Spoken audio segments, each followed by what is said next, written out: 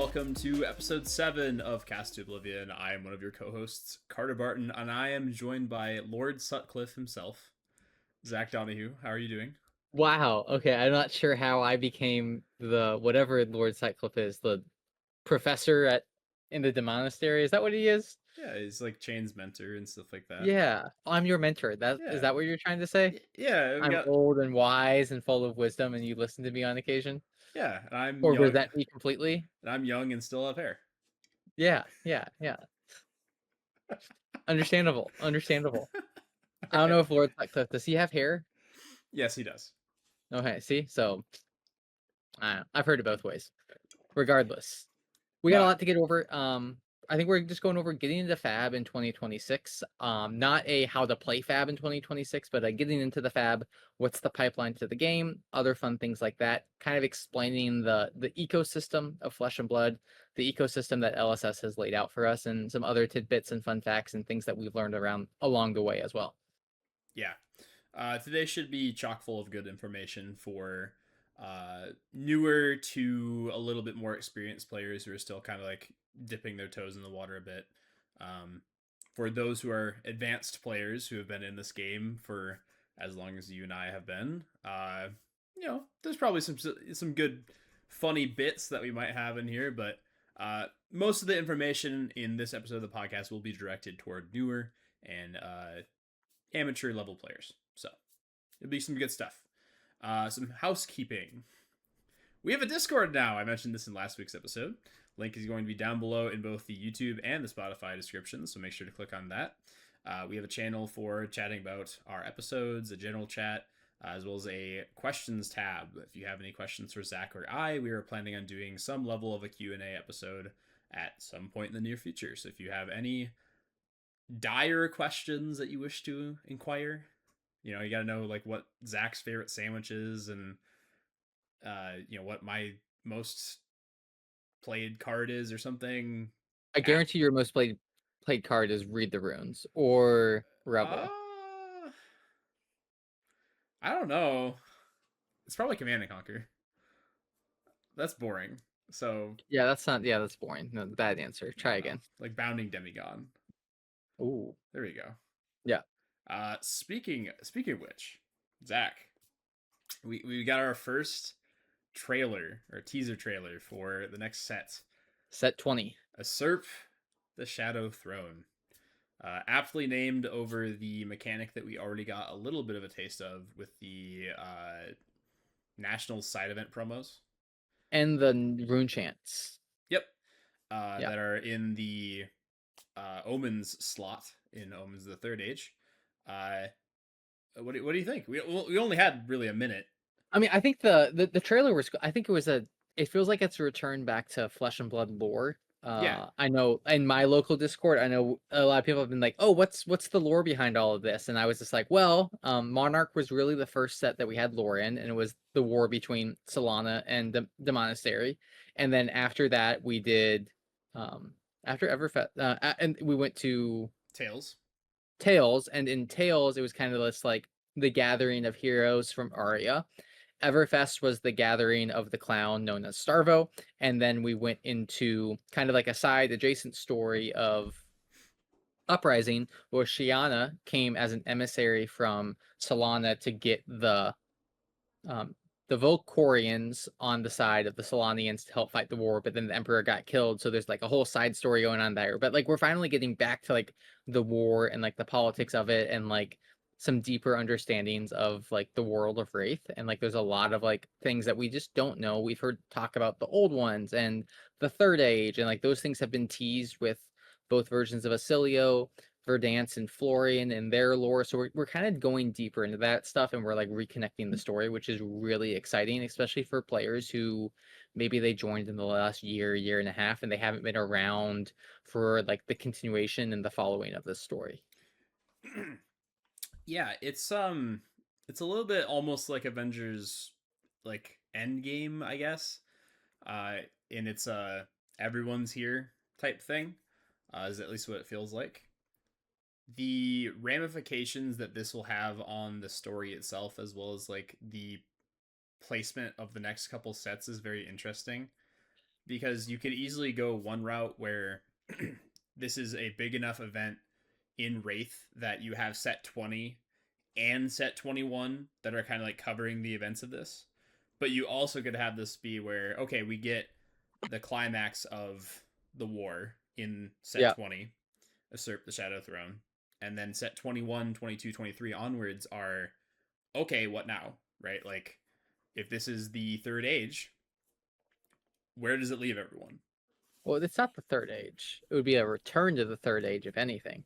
Isn't it Omens of the third age, though? So, like, Omens of the third age, but like the third age is like it was um like the third age is where the Aether scribes and the people that made Acilio, which was like thousands of years ago. sure. Okay. Um, yeah. So it'd be like the 17th age or something. I don't know what age we're in I actually. don't know. And that's where it gets weird. It's just like yeah.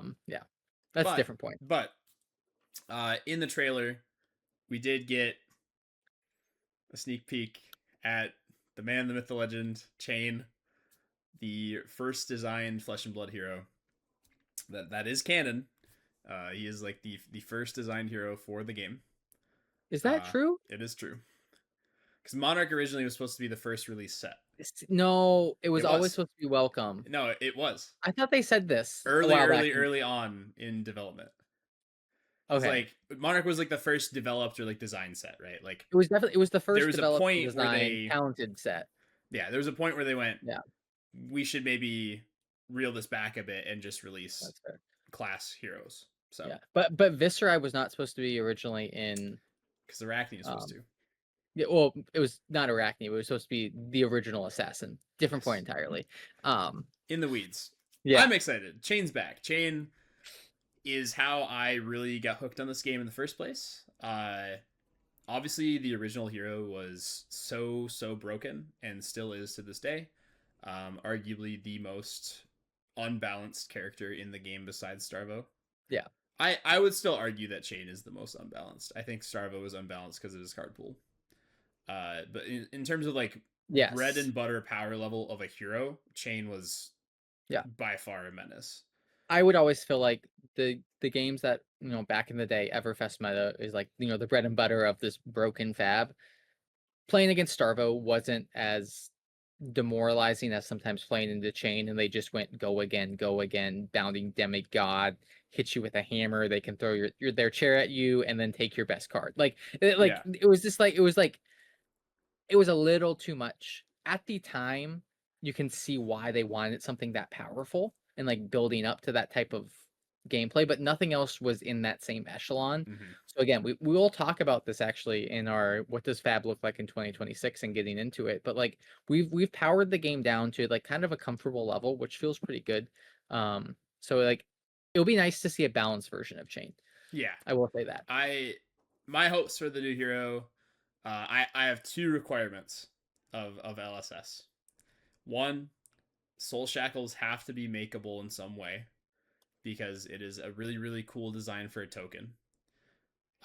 However, I would ask that the hero makes you work for it. You can't just activate your hero ability every turn for free, also get an action point out of it, and then all of a sudden it's just like, okay, first turn of the game I'll make a shackle, second turn of the game I see an extra card, and then from every Well, I mean, I think turn after that you see yeah, an I mean, extra this card, is right? getting into the weeds of it, but like if Chain's hero ability was make a soul shackle, and then it didn't say anything about your next Runeblade or Shadow card or whatever it is gets go again, would that be better design space? Yes. If we just take away the go again, Yes. okay. I mean, it's Do you already think that's because still too strong? his hero ability Because is already too like the original hero ability was broken yeah, because you got go card again. draw and go again. So you had action points and card advantage, which is just disgusting, right? And it's not even like just one extra card per turn, but it's just a linear number of Yeah, cards every turn for the rest of the game. And it just keeps and there's increasing. ways to play them for free, so you didn't Yeah. have to actively And worry about and at that pitching. time too, like aura hate and like aura destruction barely existed. Yeah, So, now with like actual cards and class cards that we've been given, if you make a new chain that has to work for the shackles and you Yeah. also mix in cards that can destroy the shackles, I think it is okay to give those back. Yeah. Second thing, I just want to be able to play Eclipse. I want to summon Urser.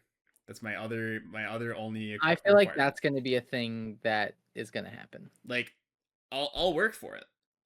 If I have to sit on some blood debt for a couple turns, that's fine. I just want to summon my stupid, 6 health, Guy. 6 attack demon guy who I have like a signed copy by Federico. It looks really cool. It's been sitting in a binder for 3 years, so that's my other requirement. I'm okay with that. Yeah.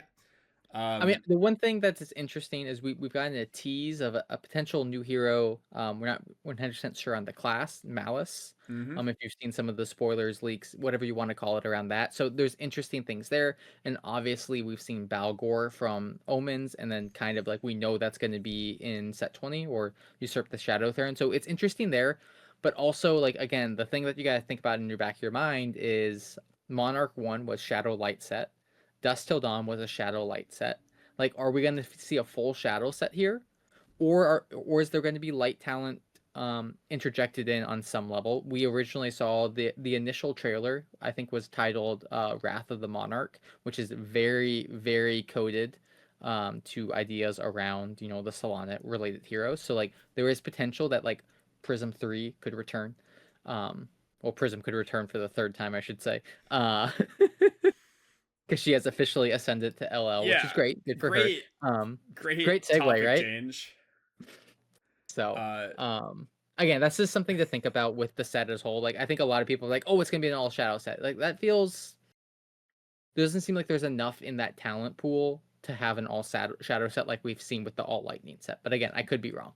It's interesting, right? Because as far Yeah, as I know, LSS has not said anything regarding Balgor being playable in like any format. correct. Uh, so whether or not that is just like a really cool promo that's just like, hey, one of our designers designed this and decided to throw it in here, and it's just like a cool chase card.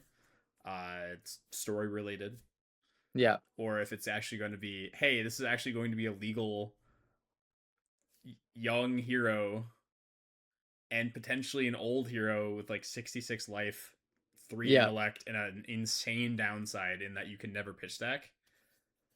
I mean, so like, I I was chatting with my buddy Kellen the other day, right? And I was like, the moment I saw Balgor, I'm like, okay, well, surely like this is too broken. 13 extra health in a young format, and if you double it and it being 26 extra health in an older format, like that's insane. Clearly that's not balanced in any way, shape, or form. Then I thought about it. I'm like, wait a minute. This character cannot physically pitch stack. yep, Is on 3 intellect a turn. yep. If you're pitching a card and you're drawing that card because it goes to banish, it's most likely a blue. So it's like it's not even really that great. You want to play it? Yeah, So theoretically, like if this is a legal hero, it's going to be I have 26 extra health because I'm going to take 3 turns of direct damage from you to set up a huge banish zone, and then have like 1 push turn where it's like I've stacked up some nice value in my banish, and I'm just gonna chuck everything at you with like action point generation and whatever. yeah.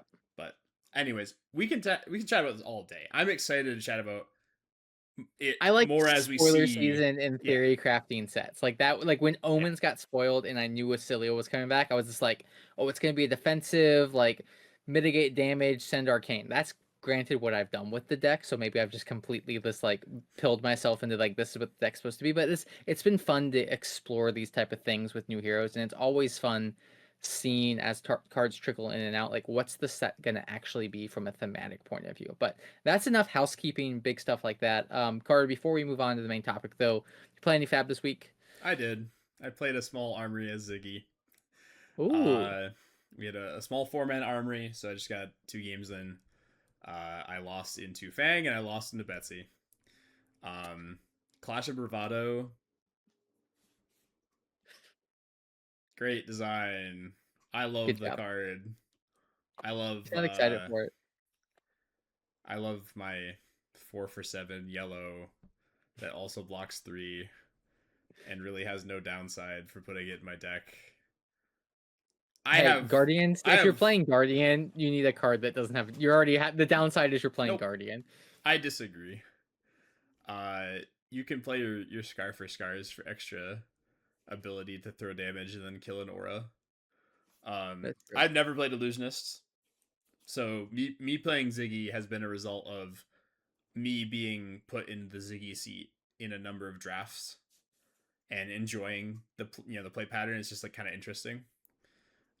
So right now I'm playing like a switchboard list, and it's kind of based on like Simon Nielsen's that he showed off on the Flesh and Blood channel against Andrea Maguchi, which is it's a cool Yep. list. But I've like played around with the sideboard a little. I'm on the Blast Oblivions, which is you can do some really cool stuff with Blast Oblivion in Ziggy, specifically with Stardust Spike, where you like play an instant, return the Stardust Spike to your hand, you get into resource and amp one, and then you could do some like weird cost curve stuff with Aphrodite. So Yeah. it's fun. I don't know if it's good. That's fine. Yeah. Hey, and that that's I think kind of where the point we're at with some of these new Yeah. heroes, but How about you? understandable. I played two. I had my Tuesday Armory and then I had my Saturday Armory. Tuesday Armory, I went 2-1 on Acilio, new Acilio. It's the deck's a lot of fun. You get a lot of levers that you get to pull, things like that. The one again, you don't have something that's super powerful, super explosive, Mm-hmm. like you did with old Volzar and old Acilio. So just balancing around that is what it is. But like I've played some really enjoyable games of Flesh and Blood, and that's what I really like about this summer season. I'm not worried about PT. I didn't have to worry about Nat, so it's like again, I'm just chilling until pretty much set 20, and then we're kind of going to get back into the RTNs and ProQuest seasons, kind of kick Yep. up pretty much a lot between the end of the year and then early next year. So Yeah. again, I've been talking with my friends. I'm just like, again, things are going to LL, and I want to be able to feel comfortable with the fundamentals of this deck so that when it comes around to ProQuest time, I'm comfortable on the deck and people are uncomfortable into me to give me those extra percentage points. And then again, finding those top eights, top fours, things like that is kind of the Yep. goal with it. But going 2-1 in both armories felt really good. Nice. Again, you win some, you lose some, but again, it's understanding like the levers that you have available to pull from you, which is always good. And then I've just been like Talishar testing things like that with some of my buddies and just building, just having fun with that format because again, Briar's still legal, Burn Up Shock's still legal, Lightning Press is still legal. The format's not really serious.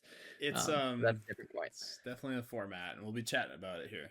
Yeah, Uh, but with that said, we can probably move on to the main topic now. yeah, I think so. So, side note, or not side note, headliner for the main topic. This is not how to play Flesh and Blood in 2026. That is a completely different topic that we will most likely do an episode on at some point.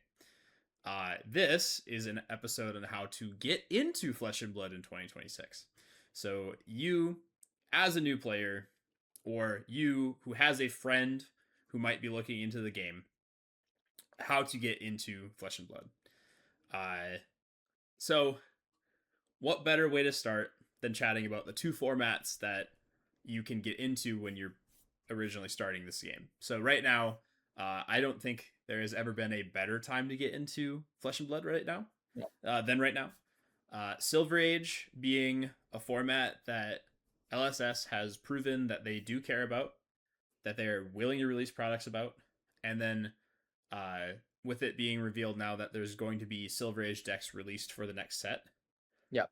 Very cool. Okay, keep supporting it. Uh, so as a new player, you have Silver Age and you got Classic Constructed. Silver Age is the cheaper format by a large margin because it's only commons and rares. And it's also the format that currently has the most pre-constructed decks that you can purchase just to get your feet wet. Yep. So the majority of stores that you're going to go to as a new player that carry Flesh and Blood and have Flesh and Blood events will most likely have Silver Age decks. They're $20 usually. They Yep. have a pack of Compendium, which that's a set that has some support for pretty much every class or talent in the game, which is really cool. And they have a competitive, out of the box deck that LSS is confident enough to say it can win you a spot onto the Pro Tour, Correct. which is a bold claim. And we've actually seen that happen. I think one of the Yep. first weeks of Sage being a legal format, someone took the Phi Precon to a calling, and I'm fairly certain they top aided that event, which is again incredibly impressive. I don't think again if you're hi, I'm new to Flesh and Blood, I want that deck. I'm going to go now top eight of ProQuest. Probably not going to happen, but again, the strength of that deck again, they're very good from the fundamentals of what that hero identity is supposed to be. And you kind of talked about it. There's two formats, Sage and CC. I think again, one of the benefits of Sage is you can play 15, 20 games in like 2 hours. Like games are fast, the games are quick. You can learn a lot. You can get that repetition up pretty quickly with those games compared to CC games, which are 35, 40-minute games, sometimes even longer, maybe a little bit shorter depending on the deck you're playing, the matchup, things like that as well. But again, the benefit of Sage, it's a very fast game, and that's a good thing because you can learn and pick up things quickly and learn how the game plays. I think one of the things that's punishing about that is because it's such a fast format, and you got to understand this going in, is if you make one mistake, that mistake is a lot more punishing than it would be in a CC game where you have the 40 life total as opposed to the 20 life total, so you don't get that insulated life total to be able to do the things that necessarily you will want to do, if that makes sense there. So Yep. great way, lots of options. There's 15 Sage decks, and there's each one of those decks has a completely different play style, which is incredible to see. Yeah. And they're all cheap. All the same price. $20. Yep. That's great. You get a little pack to, scratch that gambling itch a little bit. And I do like that it is compendium in that product because it's cool as a new player to see all the different like physically printed borders of Yeah. other classes and talents. Um, I know, like, even opening it as a player who's played for 4 years, that set's really cool to see just how many like different ways they've printed a card. So pretty sweet. Moving on to our other format, Classic Constructed, as Zach said, is the longer format, right? Like you have double the life total. Intrinsically, that means that it'll be a longer game.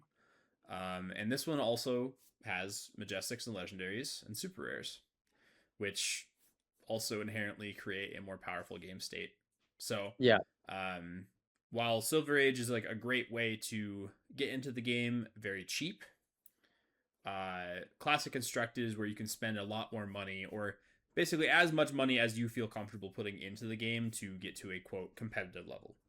Yeah. The entry level product that LSS pushes are Armory decks. These are usually anywhere from 40 to 50, 60. 60 dollars 60 for the for the origins. Armory. Yeah, the Armory deck Origins. There are two of them currently.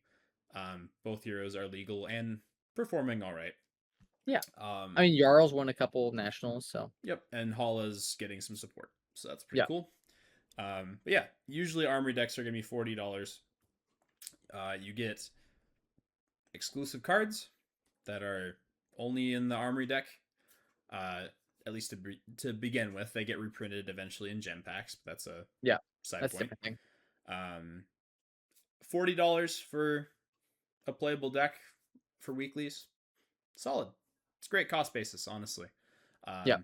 I think my favorite part about them too is if you don't enjoy that hero, you can usually trade the quote exclusive cards in it to either longtime collectors or longtime players who just want to have the cards on hand because they're like me, right? Like I collect all the classes despite only playing a few. One. It's a curse. Hey. I was talking about myself. Okay. I was going to say I've been branching I off play like lately. 1.5. Like, I've been branching off. So yeah. I'm playing a lot more Guardian with Lyeth, Oh, right. and Right. Ziggy. Right. Now I'm Right. playing Illusionist, and Puffin I'm playing Mechanologist. That's great. But point being, Armory decks are a great way to get into the game for your weekly armories. If you are getting into Flesh and Blood, I would still argue that Classic Constructed is the format that you should put the most time into. Um, Yes. and that comes from a standpoint of someone who enjoys the game casually and competitively. I like Silver Age. Don't get me wrong. I think the format's great. The thing with Silver Age is that It is fun for different reasons than Classic Constructed is, and I would argue that the reasons that Classic Constructed is fun are more motivating as a player. Yeah, Having a higher level of card power feels really good. Huge combo turns off of like Mask of Pouncing Links in Ninja, uh, finding Assault the Wound for 10, like that's really cool. Wizards having like Storm Striders, like that's a yeah, very very like uh, fun aspect of the game when you're the player doing the thing. Tunic. I'm a sucker for Tunic, right? That card's great. I love playing it yeah. in like every single deck. It's just it's the way that Flesh and Blood is meant to be played. Agreed. Agreed. So I think also CC Classic Constructed is the way Flesh Blood should be played. It doesn't mean that playing Sage is bad by any means. I also like you talked about like you get to do the stronger power level things. Like you get access to the legendary equipment, and the legendary equipment most of the time for most heroes is the thing that is related to their identity as a class that allows you to do the thing. Yes, there is a price there's associated. a pretty big price curve associated with CC. But we've seen that price dwindle over the past year and a half, I want to say, really. And cards like CNC, CNC, the original printing from Arcane Rising is like $45-$50 now. 6 months ago, 9 months ago, 18 months ago, that card was sitting at around $60 to $80 probably. So now most of the time what we're seeing is those higher end Majestics that have some type of alternate art, extended rainbow foil, cold foil, things like that. That's the collector's piece. Those are worth a little bit of something. And then other than that, kind of this like the default base version, that's going to be something in that 20-ish dollars range for the most part. There's some other cards that kind of filter out of that argument. And then we see a similar type of thing with the legendary equipment. Tunic is obviously a big piece, $80 to $120 there. But again, I'm not giving financial advice with investing into cardboard here. Invest into other things and don't Mm-hmm. take my advice is my advice there. But understanding that like hey you're going to have to make some type of commitment at some point in time. Sage is great because you can do it casually, you don't really have to commit to something, but if you want to play this game, if you want to grow with this game, you're going to have to make a decision. But again, I think that decision is becoming a little bit easier because a card like Storm Striders is now What, $30, $40 whiteboarder? it's got the Arcane Rising version's gone back up to around 50 to 75 depending on the day, but like the white border is like 30-$40. Like Yeah. again, and it's a card that you're going to play every single game. Like, and that's the thing with those legendary pieces. It's very rare that you side them out or do something like that with them. Like, you're going to get, I look at it as if I play 8 games with this $80 piece of equipment, that's $10 a game.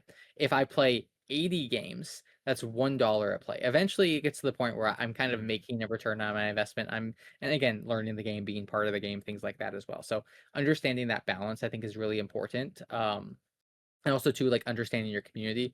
Carter talked about like hey if you're like I'm playing this armory deck, not necessarily enjoying it, maybe I want to sell out of that armory deck. There's always going to be somebody in the community that wants to be like hey maybe take some of your cardboard and they will help you get started with let's say a Bolton deck or Yep. a Slippy deck or something like that. The community here in this game is really just like I swear you could probably go to an LGS and be like hi I'm new to Flesh and Blood, and then people will just throw cardboard at you and Yeah. then you'll walk away and probably need a new backpack with all the cardboard that you collected that evening. People want people to play this game, so the community is a big important part of that, and like engaging with it on a certain level is important as well. And then you didn't mention it, but just so everyone's aware, there are 14 armory decks available now, and then there's the two LL armory decks Mm-hmm. of Viscerai and Prism. But those aren't really a thing. Those There. were they were convention exclusive things like Yeah. that. But there's 14 playable heroes that are accessible off of LGS stores. You have to remember that a few of Yeah, those heroes have hit Living Legend. that's true. KO, Azalea, Aurora, Dash IO is on the precipice. So, you know, the ones that your local game store is carrying most Yep, likely will contain legal heroes. correct. Uh, don't quote me on that. I don't know. Like how up to date your local game store is with Armory deck production, or Yeah. which ones they're providing. But needless to say, Zach is absolutely correct in terms of yes, those equipment pieces are going to be expensive. Yes, some playsets of generic Majestics or talented Majestics or class Majestics are going to be a little bit spendy. But that kind of brings us to our next part of the chat here, is that Conversation.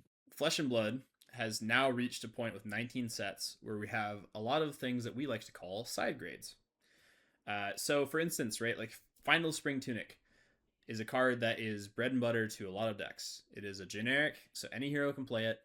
It has been reprinted, I believe, 4 times now at this point. Like, it has been reprinted a number of times. Uh, Yeah. you want to know how much I bought my first Tunic for, Zach? I mean, I traded for my first tunic, so I have no idea how much I actually spent on it. So $240. yeah, sounds right. 2023, I believe. I think 2022, I got 2023. mine 180. I got mine. I opened a Grandeur of Valahai in Everfest, and then the day after I opened said Grandeur of Valahai, I had a tunic, every single Majestic Wizard card I needed, and every single Majestic Illusionist card I needed. Sweet. And and Footsteps. So like I was like, cool, works for me. Allowed, and again, I think without that trade, it was really hard for me to get into the game. So I got Yep. very lucky. I will acknowledge that and understand that. And kind of like what you're saying, dropping $220 on a tunic, 100%. Probably not the best move to be like, hey, I'm new to Flesh and Blood. I just dropped 250 on a tunic. It's like, well, hold up there. Yeah. Understanding that there are other equipment pieces that can provide the same job, role, niche, whatever you want to do of what a tunic is. We've seen countless make a Resource resource providing chess chess pieces. pieces. Yeah. And some of them, if I'm being honest, are probably a little bit stronger than Tunic in certain situations. Yep. The cool part about this game at this point now is that a lot of those like generically strong cards do have a common or a rare or a majestic if it's a legendary that does something similar. Yeah. In Tunic's case, you have Blossom Spring. Sure, it's only once per game, and sure, it doesn't block. But the cool part about Blossom Spring too is that that one resource that can be pivotal on like a key turn can also be on turn 1 or 2. Yep. Tunic, you're only ever getting your resource by turn 3. So like even the side grade has some situations where it's actually better than a Tunic. Is that saying that I would play Blossom Spring over Tunic in every situation? No. Tunic's good. Everyone Yep. knows that who plays this game, and if you're new to it, you'll soon learn that. You know, it's a very strong card. But you know, even moving aside from like Tunic, right? Like Command and Conquer. Okay, cool. Cards like 40, $50 now for a copy. Um, I got my playset, I think, when they were around like 100 each.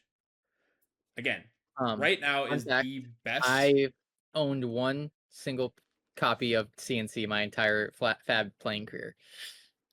Do you And not I'm doing just own? fine. Do you not own a I own a playset? single CNC.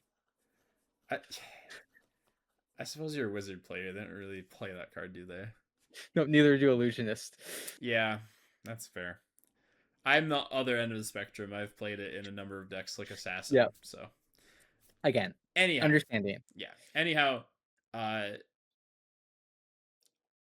I'm not gonna say that Wreck Havoc is like the perfect solution to, oh no, I don't own Command and Conquer. Let me put Wreck Havoc in that slot and everything will be fixed. But if you have like a local meta that plays a lot of defense reactions, Wreck Havoc will do something. Um, is it going to be better than Command and Conquer? No. No. But is it going to do relatively the same thing or attempt to do the same thing? Yes. I think another thing that's really cool about this game is like community members are pretty much always willing to borrow cards or like lend out cards. Yeah. I know like when I was first getting into the game, I had a ton of people at like our LGS Legends on Main here in Minnesota who were like happily like, oh, cool, you need Swarming Gloomveils or whatever Yeah. for your chain deck when I like first started playing. I think I was borrowing 2 copies of that for a couple weeks before I bought the 2 I needed. Yeah.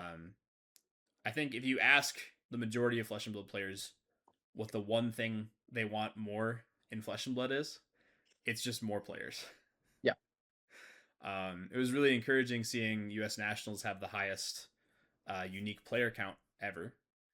Um, that's super cool, right? Like it just Yeah. shows the game is growing, and the game is growing for a reason. That reason is the community is we look out for our own, right? Like Yeah. we want new players. We want to introduce them to how great of a game this is. Whether it's your first trading card game ever, or whether you're a refugee from like Magic, And right? that's actually something a really good point is Flesh and Blood is a lot of people's first TCG. There is a good amount of people who are refugees from Magic, Yu-Gi-Oh, Pokemon, Chaotic, whatever it may be. But but there are those people who are just like they've played or they know of TCGs. They have a friend who kind of got them into the game. It's a different type of TCG. It's a fighting game. We've heard that comparison before. There's a lot of things out there, but again, I heard someone describe it at US Nats as chess, Street Fighter, and something else kind of mixed together. And it's like it kind of is. Like there is the strategic level. We actually had a comment on one of our most recent episodes about the strategic level of Flesh and Blood and how Mm-hmm. other games can kind of help and how Flesh and Blood can help in other games. Different point entirely. We're going to dive into that concept and idea a little later on, probably closer to August as we get ready for skirmish season and things like that. Yes. But again, depends on how again we're mapping things out. Different point. But again, understand that like sometimes that strategic element that might not always be seen in something like Magic or Pokemon or other TCGs has more of an influence in a game like Flesh and Blood, so it attracts those type of players. There's people that want to be doing that complex math, the people that want to be understanding pitch stacks and second cycle and I don't want to say sandbagging resources and things like that, but setting up bigger turns and combos and things like that. And that's kind of where that flex of Flesh and Blood really shows because people are probably coming to this game not experiencing a TCG. I've played online TCGs pretty much my whole life, but like this was my Yeah. first super TCG. So for me, it was very different than me playing something like Legends of Runeterra or Hearthstone or some of those other big online digital TCGs. It is a different experience, and I like that extra level of strategy because it scratched that niche and that little neuron in my brain of like that strategy, finding Yeah. my edge and finding my identity in the game. So Yeah. And we're very blessed to have a game that has a good entry point too. Uh,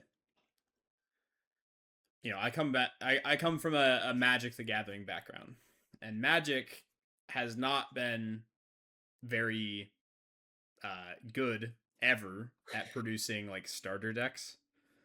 Um, in terms of just like, hi, I would like to play at a average competitive level in Magic the Gathering. What do you got for me? And they'll be like, okay, well, I got starter decks that were designed like a year ago, so they're out of date.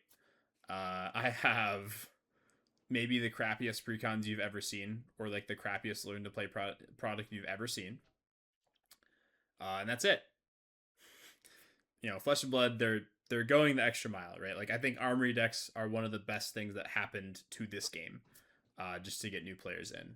Having a product that people can purchase out of the box and then like learn from immediately is so much better than yeah. trying to scramble for cards or like ask around to borrow stuff. Um, Not And I saying think that those things are too, bad, because you yeah, can. It's just having a good $40 jump off into the yeah, pool point. yeah. I think Yeah. the floor for those products are pretty high compared to other products. Yep. The one exception being like Pokemon's precons are pretty goated, if I'm being honest. Like as far as like, but again, it's a completely different type of game. So kind of comparing apples to oranges there. But again, the floor for those armory decks is pretty solid. And there's some good cards in there. Again, you get a introduction to kind of like the unique play style of that hero. There's a lot of good things with those products. And then kind of like what you're saying is you can influx and you can add in as much money as you want to get that up to that ceiling. And that ceiling's pretty high. You compare that to something like Magic, and it's hard to get up to the floor of like competitive viability. Yeah. Um, and it can create very, very unenjoyable play experiences. Yeah. I think the other cool part that the armory decks provide is like good teaching lessons on card quality. Mm. Obviously They're only $40 products, so it's not like they're like juiced to, hell and high water with just like, oh, you have like the most powerful equipment you possibly could have for the hero. Oh, you have like the Yeah. most powerful play sets of cards for the hero. I Um, mean, Savage Sash and the KO Armory decks was pretty goaded. sure, you have those moments, Yeah. absolutely. But like, take the Ziggy deck for instance. Ziggy Starlight, most recent Armory deck printed, has one copy of Miraging Metamorph, and if you're a new Yeah. player and you're playing that deck, you will quickly learn that's a very powerful card. 1 for 7 with Phantasm. That's just really above rate. And if they pop it, then all of a sudden you get a token copy of an aura you control. Okay, cool. That's good. Maybe I want to pick up another 2 copies of that card. Um, point being, right, is it's very easy to take that Armory deck and you say, okay, I like these 50 cards. I'm gonna try and find something else for these 10 cards and like tweak it a little bit. The the bones or like the structure of the deck is still pretty sound. It's just maybe I want to play it a little bit faster or a little bit slower. Maybe I want more defensive tools, more offensive tools. Um, Armory decks also don't come with a sideboard, so you can also just like add a couple cards to your sideboard and go to an armory. Yeah. Goes pretty good. It's a good way to like get into the game, learn the game locally. Yeah. Now we've talked about community, we've talked about armory and weekly level events. Let's talk about like how to get into competitive Flesh and Blood in Yeah. 2026, right? I think the best thing that you can do as a player, if you're not willing to drop however much money you need to build a meta deck, is you find someone like Zach or me who've been playing the game for 3 to 5 years, Yeah. somewhere in Almost that 5 years. in that range, and you go, hey, I have shown interest in this game. I have put in the time to learn this game and get better at it. And we have like local pro quests coming up. I'd like to compete. Is there anyone that I could borrow a deck from for pro quest Yeah. season? And you are almost guaranteed to have at least one person in your area who is a collector, who just Yeah. has those cards sitting in a binder and would be happy to put something together for you. Obviously, treat that person with kindness and treat their cards with respect. Yes. Point being, though, is again, Flesh and Blood players just want more people to play the game. Yeah. So The amount of cards that I have loaned out, knowing full well, like I don't mean this negatively, like I'm not going to get them back. My intention is not to get them back because that I'm hoping that person falls in love with the deck and wants to play those cards. I will give you a discount on the price. I don't care. Like, and I think that's what makes like kind of what you're saying. This like if you want to play at that next level, let's say that you're a new player playing Fi. Let's say Fi is not close to LLing. That's a different point entirely. So you're playing Fi, you're like, hey, I really enjoy this deck, but I'm missing some Draco Fires and Ignite. Does anyone locally at the community have those cards I can borrow from this Pro Quest? People are going to be like, yes, 100%, I got you. Here you go. Like, we'll figure it out later. Like, if you want them, cool. If you want to just give them back to me after the event, that's cool. Like, but again, we yeah, want people to play this game. We want people to play the deck that they want to play. I think that's one of the things too that makes Flesh and Blood unique is like you can really craft your deck to be your identity. Yes, you can go find the top 8 list from a ProQuest or an RTN or something like that. Download it, build that deck, have fun with it, cool. But like maybe those 3, 4, 5, 6, 7 cards that you want to add in that are your personal flair, make that expressive to you. Go for that. Do it. Like if you're an assassin player and you're playing Eradicate in your deck, I think you're the coolest person ever because I think that card slaps. But again, like let that personality shine in certain ways, and also to understand like ProQuest RTNs, they're bigger level events, so people who just show up weekly at armories and let's say they're just having fun, they're going to take it a little bit more seriously maybe at those ProQuest RTN level events. Understand that that's it's a higher level of competition. I like to treat everything like an armory. I'm just there to have fun and play games with my friends, and like I'm gonna find success at some point in time. And I finally started to break through. Different point entirely, but this is like understanding like as you're preparing for those bigger events, what are you doing to prepare for that? Are you just playing armory games? Are you asking for feedback? Especially let's say you've been playing for 6 months and your first ProQuest season is going to be this fall. Talk to players like, hey, how do I get better at this game? What have you noticed me as a player that I'm lacking? Or what? Again, that opens up a whole different type of world of Flesh and Blood. But again, if you want to get better, people are going to want to help you. I have never experienced people like what I'm going to say hide and keep information to themselves. They want this game to grow, and I think the best way to have it grow is to share that type of information. Yep. And on the topic of like players who've been playing the game for around 6 months, right? I think another important thing to touch on is the topic of downgrading. If you've been playing for 6 months and you've been playing like your weekly armories and you've gotten like a couple packs per week, odds are pretty good that you've pulled a Marvel or a Legendary or something along those lines in 6 months. You know, it's a fairly decent chance. The cool thing about this game is that the bling pieces are worth money. You know, let's say you pull a Fable. Say you pulled Voltaris from your Omens of the Third Age pre-release, and you have no interest in any of the Lightning heroes that might be using it to make Lightning Flow tokens. That's your chance. Downgrade that Yeah, into a Tunic, a couple CNCs, maybe some that's East what I did. Strikes. Maybe you want to get into Assassin, grab some Codex of Frailties or whatever. The cool part about this game is like a lot of the bling pieces you can pull. If you're not super attached to them, you can immediately cash in Yeah, for play sets of multiple Majestics. Because it turns out the majority of new sets, like the last 5 to 10 sets, there's not that many Majestics above the $10 range. yeah, If they're like critical to a strategy, sure, maybe they're $10-$20. But even Codex of Frailty like is a card that used to be $80 a pop, yeah, 25 now, right? Like you can get your play sets of those important cards. yeah. So And I think it's also important understanding. I think you bring up a good example with like the marvels. I think a really good example is the antiquity pack cards mhm. from Compendium. If you hit like one of those, I'm gonna do the cold foil weakest link as an example. You could easily trade that for a playset of weakest links and then something else. And again, set yourself up for that journey to be successful with identifying what you want to play, what cards you don't necessarily need. I traded a fabled guardian cards for class cards for what I wanted. It was Mhm. awesome. Like again, very lucky, very grateful for that situation. But again, understanding like people in the community, they're gonna chase after, especially if they're collectors or if there's a class that they like. Like I know during my Omens pre-release, like people were coming to me and say, "Hey, I opened this wizard, this lightning card. I know you want to play it. Like, can we make a deal?" I'm like, 100%.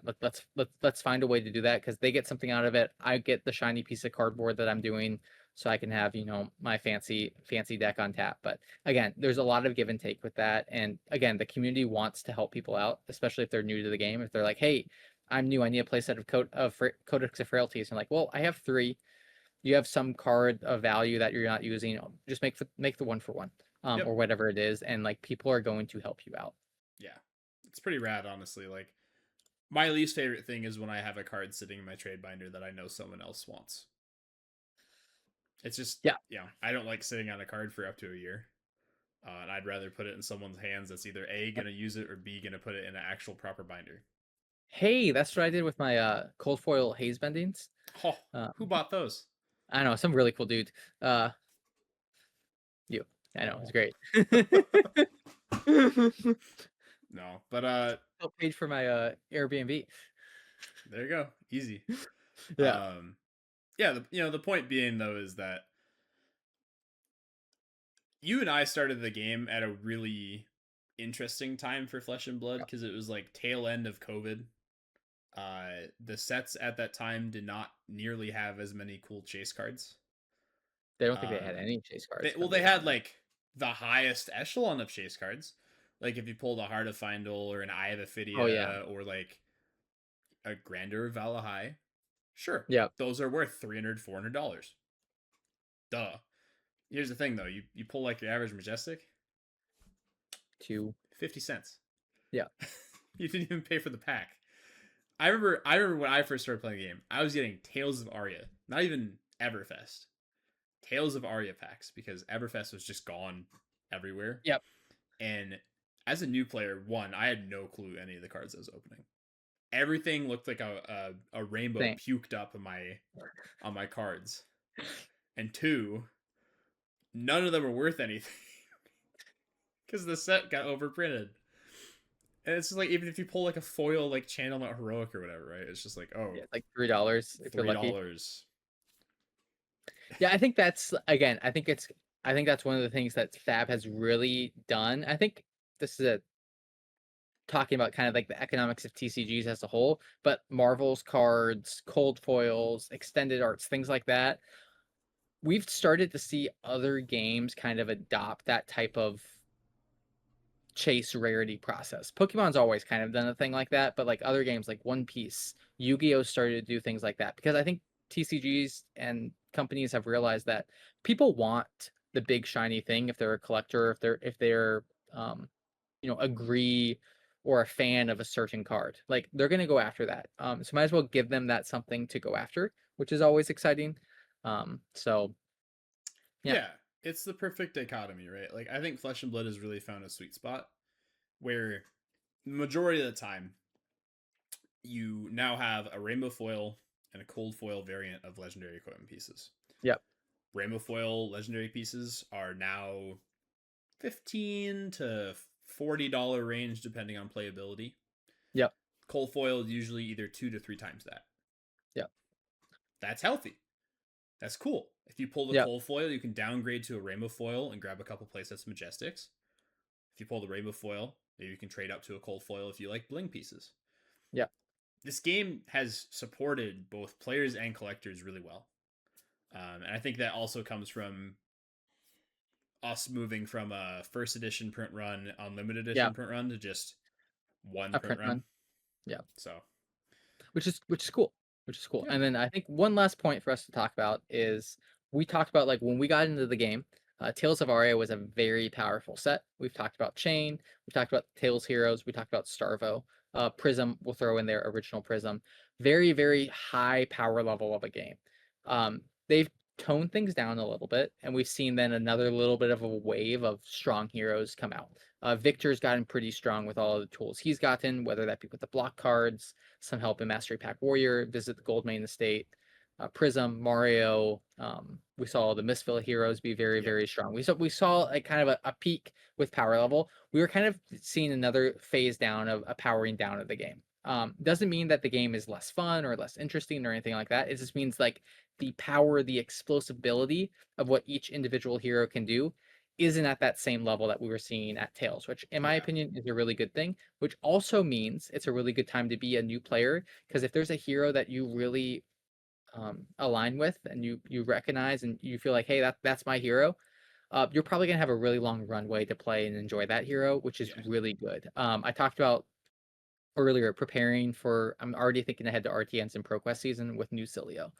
That's a deck that I want to be comfortable with, and I know I'm gonna have a long runway with it, and I'm enjoying my process with it. Again, I know it's gonna be again. Hero's not super high performing powerful. If you look at Talishar stats, it's the worst performing hero in the game.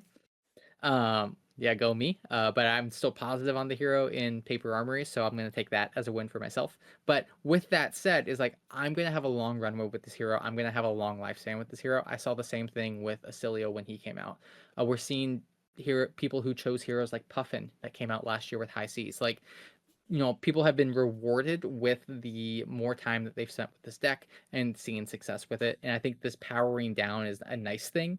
And the strength of the game has been compressed in, which again means more heroes are playable for hopefully longer. Yep. Yeah, we're getting to the point now where, Prism 2 just hit Living Legend. Victor, very close to hitting Living Legend. Marionette, not as close as I'd like Marionette to be, but Marionette's also only been out for around a year, Year and a half. year and a half. So we're getting to the point now where once like the top 5 heroes on the Living Legend list make their way out, the game becomes kind of the wild, wild west in that you will directly see success based on how much time you put into your hero and specialize in that area, which is very Yep. good. That's I honestly, it's And I think that's where uh, Flesh and Blood shines the it, most. it feels Is really when it's a good. Yeah. specialist. Yeah. If I had to choose one meta that I really enjoyed in the past, it was heavy hitters meta, which funnily enough, is when Victor released. Yep. But Victor at that Kasai. point in time was still a lot more fair of a deck. Kasai at that point in the time was a lot more fair of a deck. Um, that meta felt like you could really play anything, and it's just like if you're skilled at the deck you choose, Yep. you saw success. Yep. That was also off the tail of like a lot of heroes like Dromai hitting Living Legend and Oldhim hitting Living Legend. Lexi. Yep. So the point being is, I think we're finally hitting a point in Flesh and Blood again where those outliers are finally gonna go out the door. Yeah. And as far as like card prices go, entry level products go, like now's the time. Get into Yeah. Flesh and Blood now. This is Yeah. the perfect time. This is never going to be a better time than now. So Yeah. yeah. That's what I got. Kurt, any other closing thoughts before we get out of here? Uh Nothing crazy. If Yeah. you guys like our content, make sure to click that like Yeah. and subscribe button. You can find us here on Revel and Wraith as well as Zach's channel. Sigil of something. I gotta point in the right direction. uh if you guys have any comments, questions, concerns, make sure to put them down in the comments below. We'll Yeah. read those and reply to those when we can.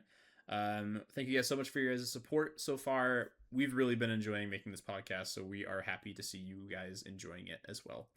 Make sure to join our Discord if you guys want to stay in touch with the podcast more and see updates. I guess behind the scenes, we haven't really done too much yet. I imagine we'll do stuff in the future. Yeah, we're just So, doing like kind of just engaging with people in the community. I think again, really good opportunity if you listen to this episode. If you're a newer player and you want feedback or you want to dive deeper into the game, strategy related things, throw questions. yep. I know myself, like I love talking about that type of stuff, the nitty gritty stuff. That's one of the reasons I started making a channel. That's one of the reasons we started this podcast, because like these are things I enjoy talking about. Those higher level macro strategy things, for lack of a better term. So yeah. Yeah, we have a lot of cool topics planned. So if you want to see more of this content, click all the bells and whistles. Yep. We'll make it for you. So Yeah. We'll add bells and whistles too if you want them. might not be in the budget No? yet. No, okay, okay. I know there yeah, fair enough. We'll get to that point. All right, without further ado, let's stop rambling here. Thank you guys so much for watching. This has been episode 7 of Cast to Oblivion. I'm one of your co-hosts, Carter Barton. I'm Zach. I'll see you guys next time. Bye! We really need an outro.